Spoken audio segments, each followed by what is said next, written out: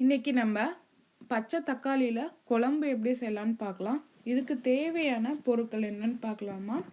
இதுக்கு தேவையான பொருட்கள் பெருங்காயம் அரை சிட்டிகை, தாளிக்கிறதுக்கு பார்த்தீங்கன்னா 1/4 டீஸ்பூன் கடுகு, 4 வெந்தயம், 4 to 6 வெந்தயம் எடுத்துக்கலாம், 5 பல்லு சின்ன வெங்காயம், அதுக்கப்புறம் 2 பல்லு பூண்டு, மிளகாத்தூள் மஞ்சத்தூள் அரை டீஸ்பூன், உங்களுக்கு காரத்துக்கு ஏற்றாப்புல நீங்கள் வச்சுக்கோங்க, சாம்பார் தூள் 1 டீஸ்பூன் வச்சுருக்கேன்.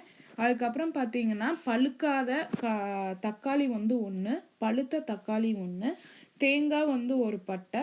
இதோட நீங்கள் கசகசா முந்திரி வேணால் நீங்கள் 2 வச்சுக்கலாம். நல்லா உங்களுக்கு கிரேவி திக்னஸ் கிடைக்கும். இப்போ நம்ம எப்படி செய்யலான்னு பார்க்கலாம். ஃபஸ்ட்டு ஒரு பேன் எடுத்துக்கலாம். செக்கில் ஆட்டின நல்லெண்ணெய், பேலியோவில் இருக்கவங்க செக்கில் ஆட்டின நல்லெண்ணெய் ஊற்றிக்குங்க. அதில் கடுகு வெந்தயம் போட்டு தாளித்ததுக்கப்புறம் வெங்காயம் பூண்டை போட்டு நல்லா வாட்டிக்கலாம். அதுக்கப்புறம் இந்த வெங்காயத்தை கத்திரிக்காய், நம்ம எண்ணெய் கத்திரிக்காய் கறிவோம்ல அந்த மாதிரி இதை நல்லா ஸ்லைஸாக அரிஞ்சிக்கலாம். அதுக்கப்புறம் இதை நல்லா வாடினதுக்கப்புறம் இதுக்கு தேவையான அளவு உப்பு போட்டுக்கலாம். உப்பு போட்டு இந்த காய் நல்லா இன்னும் கொஞ்சம் நேரம் வாட்டிக்கிட்டே இருக்கணும், இல்லைன்னா அது நீங்கள் கருக்கு முறுக்கு அப்படின்னு இருக்கும்.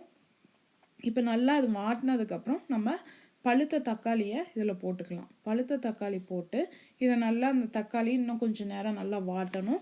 நல்லா வாடி வரதுக்கப்புறம் நம்ம இதில் கொஞ்சமாக ஒரு 1/4 டீஸ்பூன் பெருங்காயம் போட்டுக்கலாம். பெருங்காயம் போட்டதுக்கப்புறம் இதை நல்லா ஒரு வாட்டினதுக்கப்புறம் அதுக்கப்புறம் அதில் மஞ்சத்தூள் மிளகாத்தூள் போட்டுக்கலாம். மஞ்சத்தூள் மிளகாத்தூள் போட்டு அந்த குழம்பு அந்த காய் முழுகிற அளவுக்கு நம்ம தண்ணி விட்டுக்கலாம். அதுக்கப்புறம் இதுக்கு இடையில் நம்ம என்ன பண்ண போகிறோம்னா, ஒரு மிக்சி ஜாரில் சாம்பார் தூள், தேங்காய், சப்போஸ் நீங்கள் கசகசா முந்திரி சேர்க்குறீங்கன்னா அப்போ இதோட போட்டுக்குங்க. லைட்டாக தண்ணி விட்டு அரைச்சி வச்சுருக்கேன் நான். அதுக்கப்புறம் பார்த்தீங்கன்னா இதில் கருவேப்பிலை போட்டிருக்கேன். கருவேப்பிலை போட்டதுக்கப்புறம் நல்லா அது காய் நல்லா வெந்து வரணும். வெந்து வந்ததுக்கப்புறம் இப்போ பாருங்கள், கிட்டத்தட்ட நம்மளுக்கு நல்லா வெந்து வந்திருக்கு. இதில் நம்ம இப்போ புளி தண்ணியை ஊற்றிக்கலாம். புளி தண்ணியை ஊற்றினதுக்கப்புறம் இப்போ நல்லா புளி தண்ணி விட்டுட்டேன் நான். புளி தண்ணி விட்டதுக்கப்புறம் இந்த அரைச்ச விழுது போட்டுக்கலாம். அரைச்ச விழுது போட்டதுக்கப்புறம் நம்ம கொஞ்சம் ஒரு 10 நிமிஷம் நம்ம கொதிக்க விட்டாவே போதும். இப்போ நல்லா காய் நல்லா வெந்து வந்திருக்கு, குழம்பும் நல்லா இதாகிடுச்சு.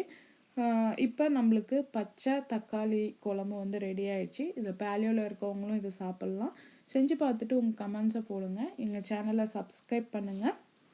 உங்களுக்கு பிடிச்சிருந்தா உங்கள் ஃப்ரெண்ட்ஸ்க்கு ஷேர் பண்ணுங்கள்.